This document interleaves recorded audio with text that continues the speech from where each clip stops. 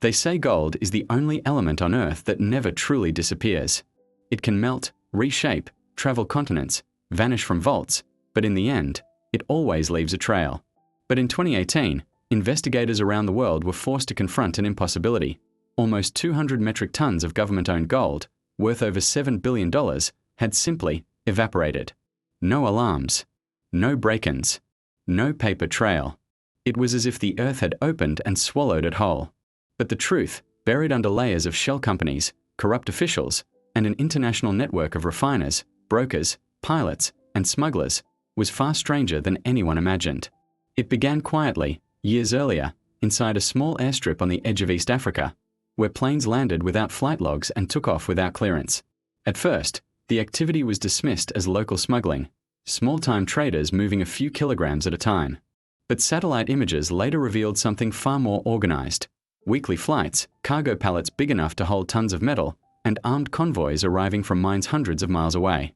The gold was real, but the paperwork was fiction, created by a handful of government insiders who exploited a loophole hidden inside export regulations. They claimed the gold had no verified origin, meaning it could be taxed differently and disappear easily. By 2015, the smuggling network had grown into a multi-layered empire. Refineries in Dubai, Switzerland, and India were receiving shipments labeled as recycled scrap, old jewelry, coins, electronics, but when forensic analysis was quietly performed, the isotopic signatures didn't match recycled gold at all. They matched or taken directly from deep African mines. Someone was moving newly mined gold across continents, disguising its origins, and slipping it into the global market. And no one, no government, no watchdog, no intelligence service, could trace who was behind it. The first major red flag appeared in March 2016, when an accountant inside a central bank noticed something odd. A shipment of 14 tons of sovereign gold was missing. At first he assumed it was misrecorded. Then he noticed entire ledgers had been rewritten, digitally altered in a way that erased the transaction ID numbers. The gold had simply been redeployed, according to the official memo. Redeployed to where? No one could say. When the accountant pushed further, his access was revoked, and he was reassigned to a rural branch office. Months later, he fled the country and leaked what he knew.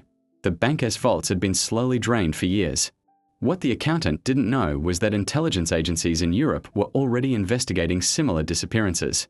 A refinery in Zurich noticed that one of its largest clients, an airline-owned cargo company, was shipping more scrap gold in a single week than the entire country it supposedly came from produced in a year. Customs forms were signed by non-existent officials. Export stamps were forged. And the shipments themselves traveled through routes designed to confuse investigators. Africa to Turkey, Turkey to Dubai, Dubai to Singapore, and then finally to Switzerland, where the gold was melted, recast, and stamped as Swiss. Once that stamp was applied, the gold became impossible to trace. The scheme nearly collapsed in December 2017, when a small cargo plane crashed during a storm over the Arabian Sea. The wreckage was discovered 3 days later. The manifest listed agricultural equipment, but divers found something else, a half-melted gold bar fused to the inside of the fuselage. It weighed 12 kilograms. The plane had been carrying at least a ton of unregistered gold, worth tens of millions. And it wasn't the only one.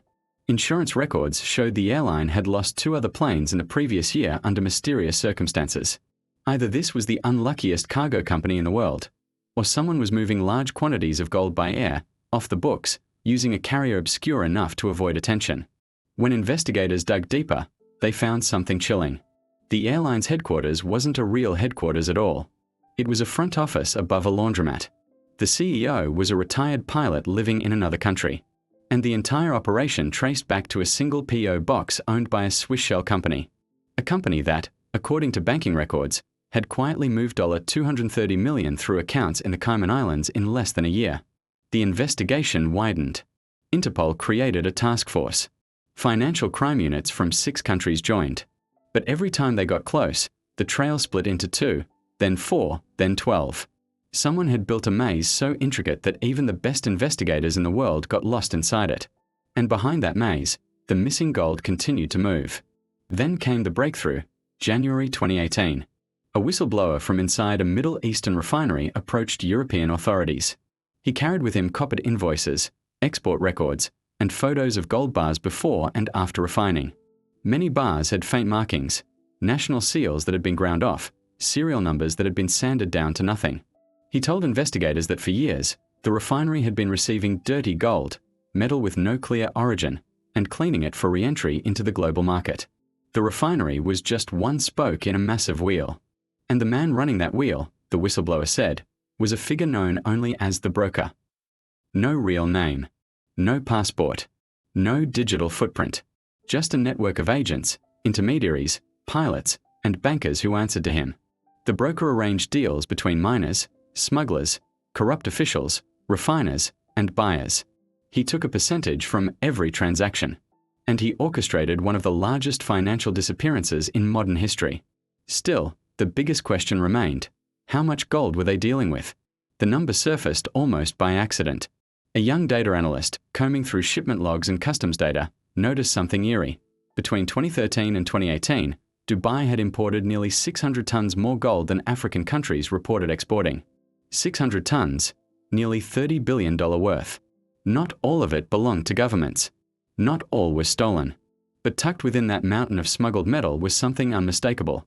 Roughly 200 tons of gold that should have been stored in central bank vaults. The missing gold wasn't some small internal fraud. It was a coordinated extraction, slow, deliberate, invisible. The largest gold heist in history, spread across continents, executed not with guns or masks or break-ins, but with signatures, stamps, and forged documents. Authorities scrambled to act. Arrests were made: pilots, border officers, refinery managers, bankers. But every arrest led to dead ends. The broker stayed invisible. And then, one night in May 2018, everything almost blew open. A tip came from an undercover informant. A convoy of armored trucks was leaving a private warehouse on the outskirts of Istanbul, heading toward the airport. Inside the trucks, according to the informant, were pallets of gold bars. Their destination: a refinery in Eastern Europe known for turning questionable metal into clean Swiss standard bullion. Turkish authorities intercepted the trucks on a highway at 3:12 a.m. What they found stunned them. 4 pallets of gold bars, 352 bars in total, nearly 4 tons.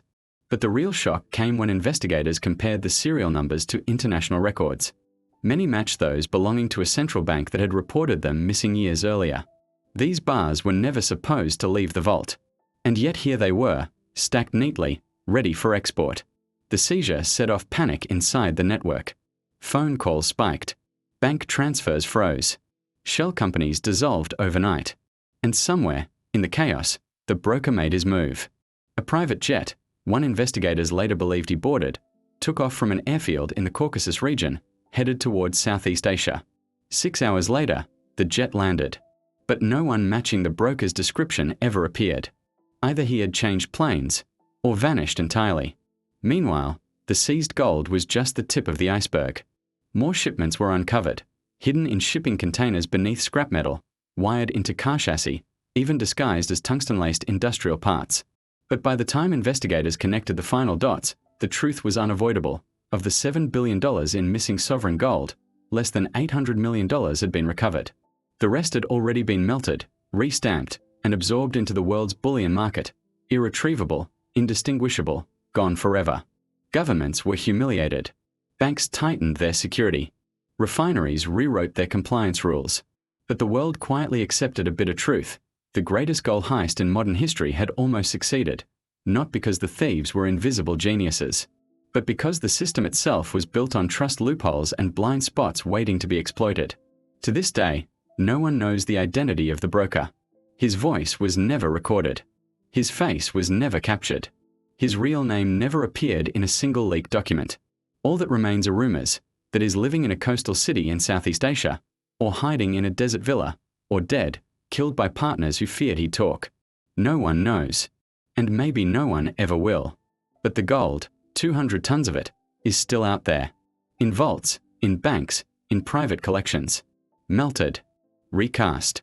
Reborn as something else. Circulating in the bloodstream of the global economy like a ghost no one can see. Because gold never truly disappears. It only changes hands.